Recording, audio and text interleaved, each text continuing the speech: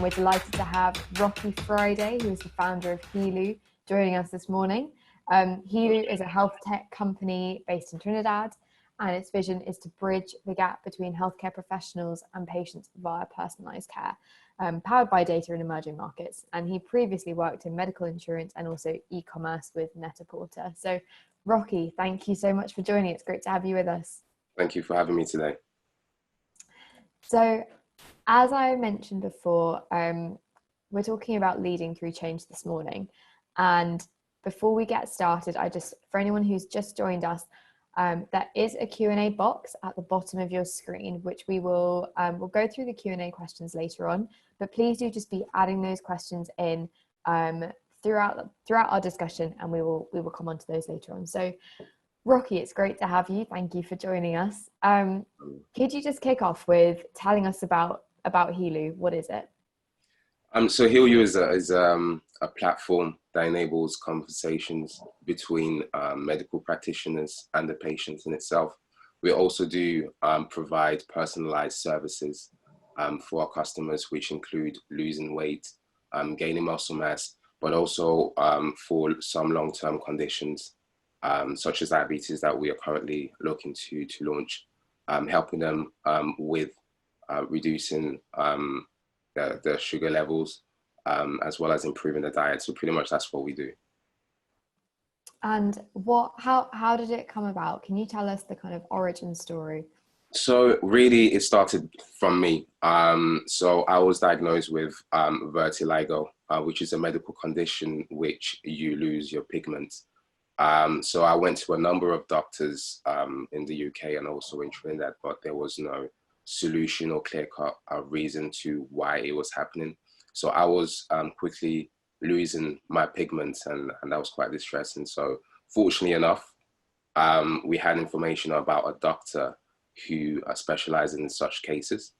And through him, we managed to find a solution, which was just to fix a few things in my diet, and also realize that I might be more sensitive to other people, to certain fruits and vegetables, which may have pesticides. And then after following his advice, my skin started to repigment, which is quite unbelievable, because when you look at the condition itself, it's not really reversible according to what we have in terms of information now. So it's through that I decided, we do need an option to have a second opinion, but also to facilitate that conversation, because I had a close relationship with him. So I would call him and so forth. So, it just had to come about, it kind of changed my life. So I hope that, it was going to do the same. And fortunately enough, it's had a great impact. So yeah, that's how it started. So then you set up Helu, and yeah, it's in Trinidad, isn't it? It's not right. Not in the UK. So can you just tell us about that journey? How did you decide that it was going to be there? So again, I was in Trinidad for my internship. So at the base, I'm an environmentalist at environmental economics at the University of York.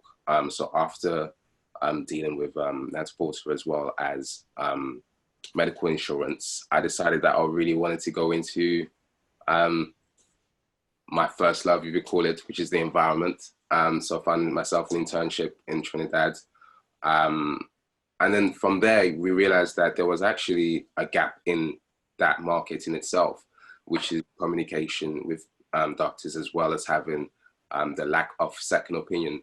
So when you're dealing with emerging markets, one of the things we did find is that there was a decrease in trust in certain medical practitioners, which may be as a result of not great practice or accountability and everything.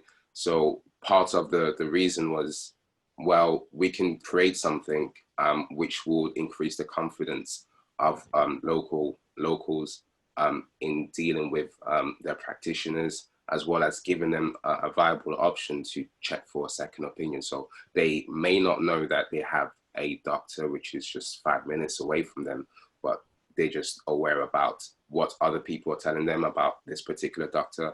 And sometimes that can be great, but sometimes also that they might not be the best fit for them in itself. So That's really how we came about doing that, and it's been great so far.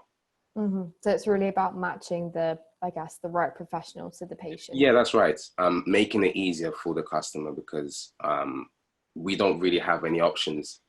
That's the only sector I think in the world at the moment. We don't really have an option in terms of who we want as someone to deal with our condition. So I think it's the right way to be moving forward, not only in the emerging markets, but everywhere. And what I think we'll come on to kind of the ins and outs of Helu and how it works a bit later on. But just thinking about emerging markets, and you obviously launched in Trinidad, but at the moment you are looking to expand into the UK as well, aren't you? So can you just tell us a bit about that journey? What are the things you need to be aware of when you are launching in a completely new market? I think the most important of all is understanding the culture. So one of the challenges we did face is there isn't as much credit card penetration in that region. So we needed to adapt to the cash facilities in terms of payments, for example. Also the nuances in how people relate. And I think that's one of the biggest things I've come to understand in itself, that culture is very much important when dealing with another market. So you might have the technology, you might have the expertise, you might have everything else, but if you do not have the culture, then you are in big trouble. So culture is number one. That we have it, you know, is culture. Make sure is it digestible? Is it too complex? Is it in line with what is going on at the moment? So even the way you present information, even the locations you are, even when you speak at school, so is a number of things. The most important thing we've learned is culture. And when it comes to kind of getting the right data and processing that correctly, how does that culture piece come into the technology piece? I mean, for us, it came easier because when you're dealing with a small island or a small region, everybody wants to know your business. So when you're kind of the one outside the foreigner, for example, it can to a certain degree create a degree of safety because, well, they might not know my family members or anything. So it's kind of an escape situation. So that's what I would say was the good thing. So. And when it comes to with AI and using AI to kind of process that data and pull out the insights, what are the issues there when you are dealing with, you know, the same product but in different regions? So obviously functioning in Trinidad is going to be very different to functioning in London. So how does that impact the technology you're using?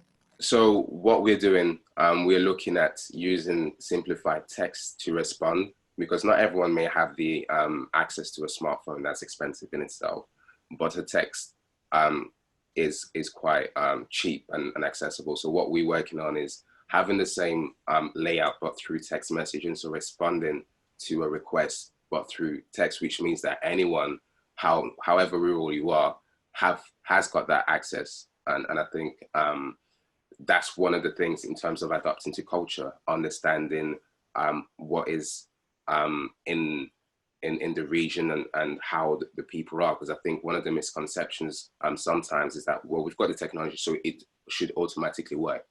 Matter of fact, actually, sometimes the higher the technology, the actual more challenge you do have.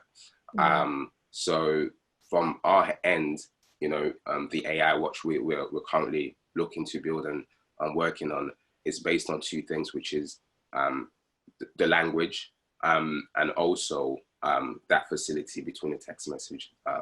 So yeah, because you've got different dialects. So if you're responding to something in English in England, it's completely different to how perhaps a local person may do in the regional and so forth. So yeah, we're working on that. Cool. So I think we've had some more people join us while we've been talking about this. So just an encouragement to everyone listening, there is a Q&A box at the bottom of your screen. You can add questions in that and we will come on to those later on. So if there's anything you want to ask about healthcare or data or Helu itself, any questions you have for Rocky, please do just add them into the bottom of your screen, and we'll come on to those later on. So coming back to kind of Helu and how it works, you kind of mentioned earlier that the reason why you're doing this is to match the right professional to the right patient, and to help them with the decision making in the care of the patient. So what are the problems that we see with decision making in healthcare at the moment? The difficulty in healthcare, I think, is the fact that most long-term conditions and even short-term conditions are only dealt with in the examination room. So what you would have is, well, this is what I'm going to give to you. This is what you should do. For me, the biggest issue with that is the decision, or what the medical professional will tell you might not be in exact line in what you actually do back home. So we want to have a solution whereby, even though you're outside the examination room, there is a means to actually see or assess what you're doing in itself. So having that long-term care beyond the examination room, that's very crucial if we want to make a better healthcare services, but also if you want to save a lot within the healthcare sector due to misdiagnosis. And when I say misdiagnosis, I'm not blaming the actual professionals. I'm making reference to the inability to fully capture the actual issue over a period of time, which may result in a longer care treatment before we find something that's suitable for the patient and so forth. So I think that is the biggest care. That's the biggest issue, and that prevents us from being that makes us more reactive than proactive, and that's it really. Mm-hmm. And with that, the need to collect more of the outside of the examination room data, essentially about the patient. Surely there are kind of issues that come with that as well. I mean, how have you kind of thought about how patients might respond to needing to give more data about their personal lives? Yes, definitely. I mean, and again, that's where the relationship is very much important between a medical practitioner and yourself. Because if you've got that great relationship and that facility of communication, then you should be able to fully express how you feel or what your condition is without feeling any sort of backlash or unease about it. So again, it comes down to relationship between you and the practitioner. And I think that's one of the most important relationships that we can have, as well as family. I personally do feel like your medical practitioners or having access to another professional and having a great relationship and being comfortable to express is priceless. Definitely. So thinking about the data, which is kind of the heart of everything we've been talking about, where are we going wrong with data at the moment in healthcare? I mean, we can see, I guess you've got the context of different places with the UK, the NHS, and healthcare in Trinidad. So what are the challenges that you're seeing at the moment? I think we're using a lot of standardized data. So when I'm referring to standardized data, we know more about the conditions and its variables than we do know about the patient and its different variables. So I do think the personalization of data in itself kind of eliminates the possibility of grouping an individual in a bag and having that treatment because it's worked for 100,000 people, so it should work for you kind of mindset. So and having a more personalized care in as a whole in itself, makes a great customer experience for them, but also, again, creates the opportunity to be more proactive than reactive in terms of how healthcare is. So for example, this thing I'm using, what example can I give? Metformin for diabetes, but then all of a sudden I have a reaction.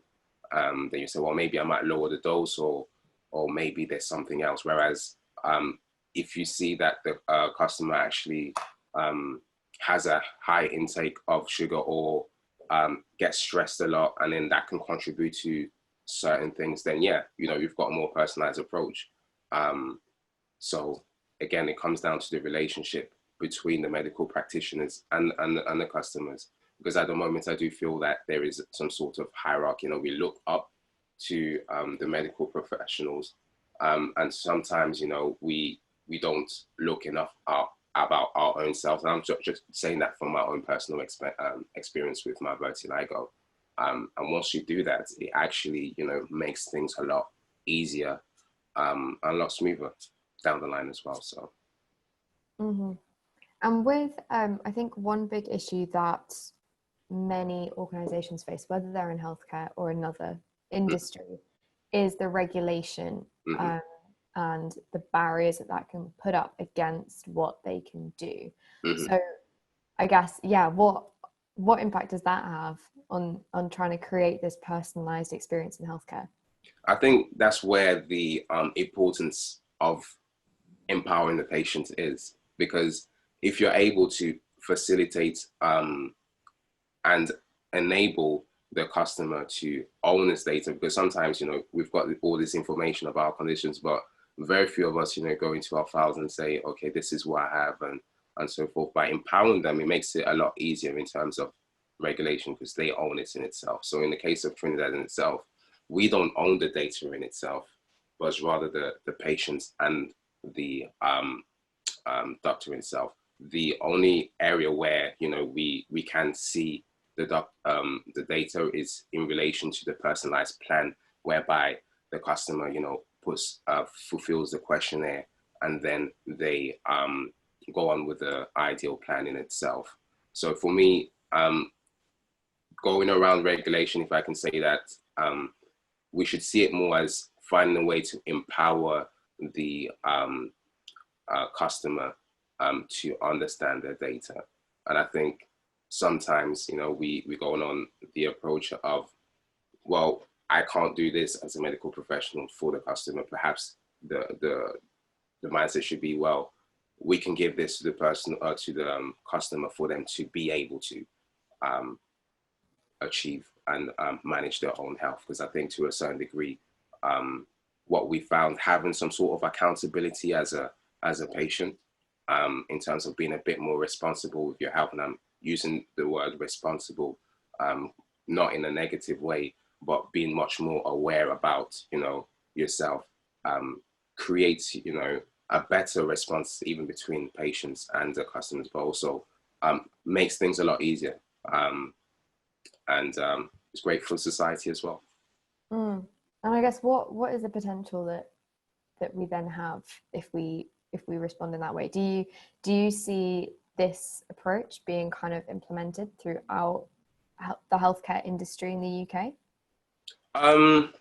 I personally do see so. I think so. I think specifically with what's going on with the virus, and the fact that we are forced to a certain degree to be accountable for our health, even just the concept of having to be isolated when you develop symptoms in itself, I think has created that shift in the mindset of every individual. So I think it's going to become the norm for us to be accountable for our own health, but also to be using technology, because now it's very much invaluable. Like, you can't live without it in itself.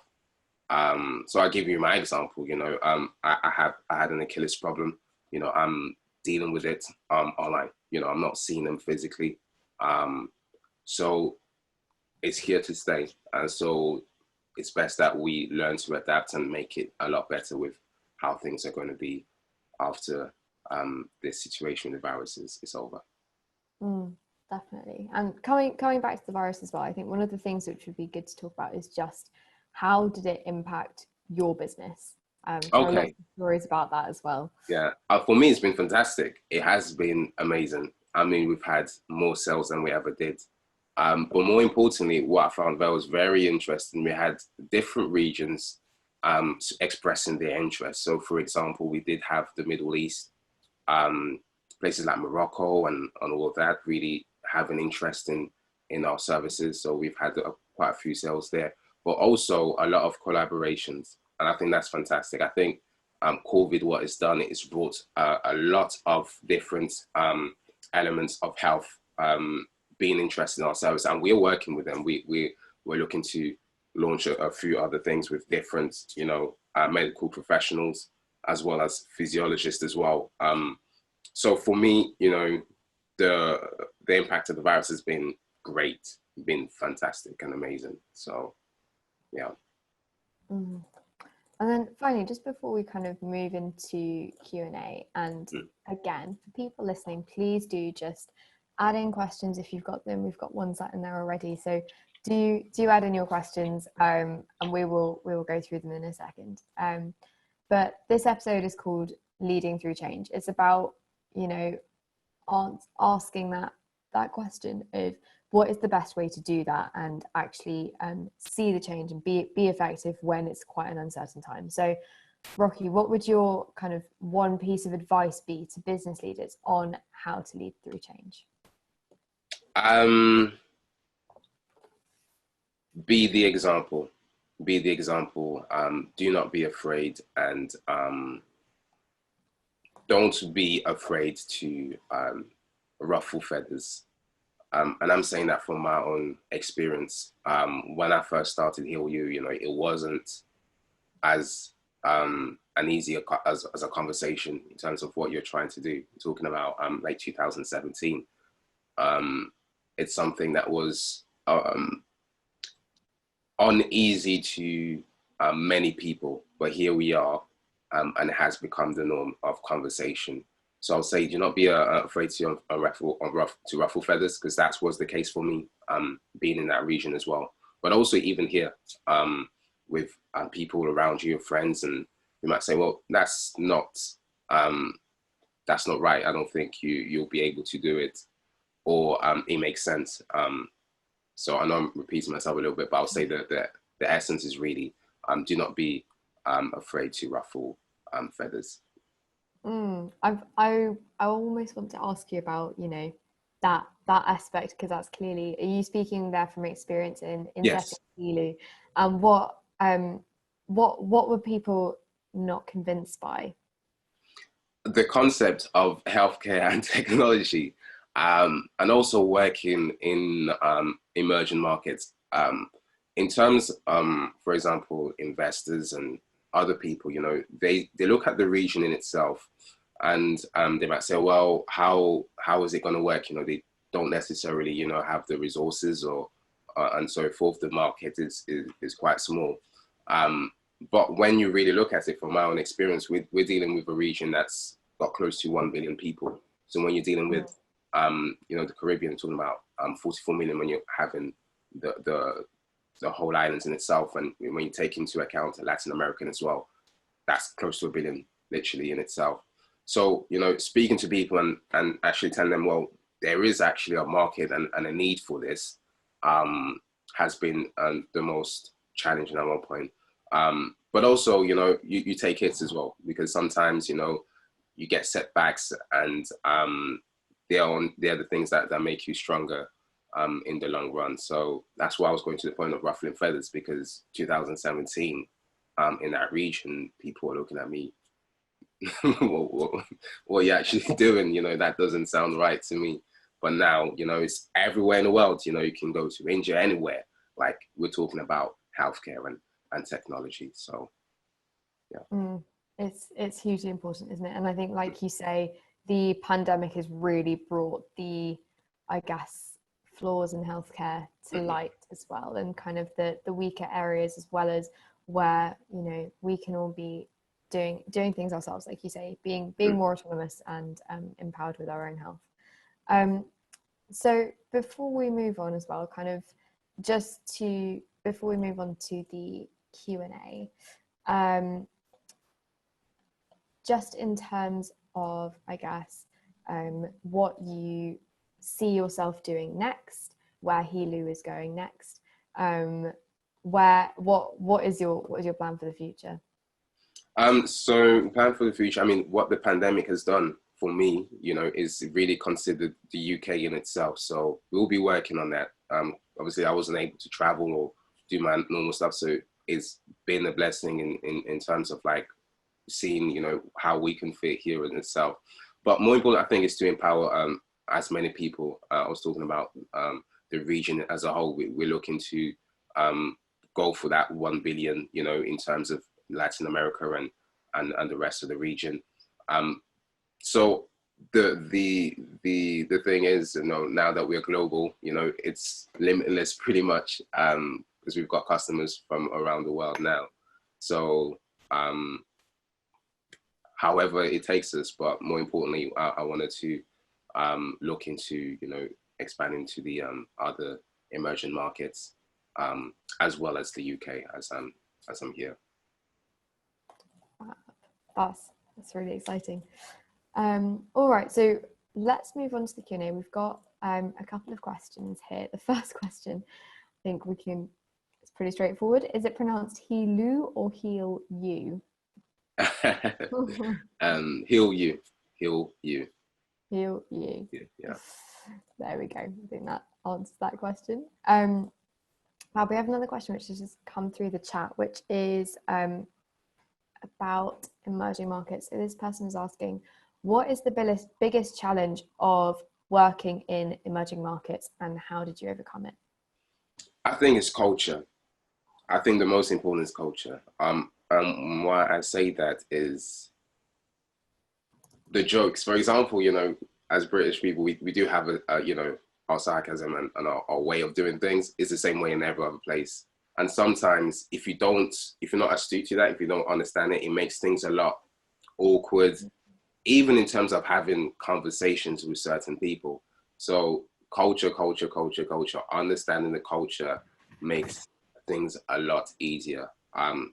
So fortunately enough, I play a lot of football, and, I socialize a lot. So it was a lot easier for me to be surrounded with the people that can give me, the understanding about certain nuances, which made things a lot easier. So for me, I won't say it was easy, but like it was pretty much smooth.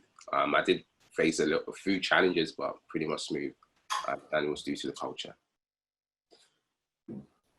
One of the things you've talked about as well is that piece of advice which you said, which is don't be afraid to ruffle feathers. I think that's great. For the people who have lots of ideas but don't know how to carry them out or don't have the resources to do that, what would you say to them? Oh, just find a way. Find a way. Don't be afraid. I mean, if you haven't got the resources, I do have a belief that if you've got an idea, do what you can, the rest will follow. Like for me, I just didn't know. I mean, I'm not a technological expert in itself, but I had the idea, and eventually things worked out. Another thing as well was to not be afraid to share your ideas, because sometimes when you've got all these great ideas, you tend to become very protective of them, not wanting to share and like having the fear that, oh, maybe someone will take it. No. In my sector, it's more of a collaboration. So see things that you're sharing as an opportunity to get more insight, because there's a lot of things I didn't know. And if I didn't speak out about what I do or ask questions, then more than likely, I wouldn't be in this position.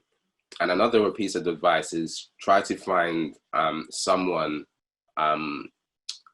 that's already in the field in itself that can give you some sound advice. So I did have one, like for example, the doctor that dealt with my vertigo, I explained to him the solution. He gave me some great advice on how to go about things and who to speak to and what to be very wary about when you're dealing with patient care. So I think that's an important, so you can call him a mentor, but someone that's knowledgeable in your field. However, it doesn't need to be the top, but like someone that's in the field that can give you great insights. Definitely. I think that is something that has come up quite a lot this series, in terms of if you're going to be leading your own business, you need someone to bounce your ideas off and to actually help you in that way, like be that mentor figure. So that's definitely something that's come up before this series. And final question, what is your favorite thing about having your own business and being able to, you know, ruffle those feathers and have your own ideas? The best thing is I decide when I want to wake up at times. That's the great thing. That's the great part to it. But I feel like for me is that I'm contributing to something that I really feel strongly about, because it's basically the story of my own life. So the excitement I get is that I'm actually making an impact on people's life, and making a change that's really relevant. I do feel like if it wasn't relevant, then at the moment that I wouldn't have, you know, carried on. And I wouldn't be as excited for the future, but I'm really excited. You know, I can't wait. You know, I can't wait till this post-COVID goes on and some of the things that we've got coming out. So for me, it's fulfilling. I think it was really fulfilling after having my experience in medical insurance, which was, you know, great. It gave me certain insights. But like nothing beats what I'm doing. Like every day I speak about it, you know, it's amazing. So yeah. Great. We've actually just had one more question come in on the Q&A, and I think it's a really interesting one. So I'm just we'll ask that and then close up. But this is from Ella. So Ella, thank you for sending this in. She asks, hi, I agree cultural understanding can make or break a business going into new markets. As a business consultant who advises clients on this all the time, how can I convince them? Wow, how can you convince them?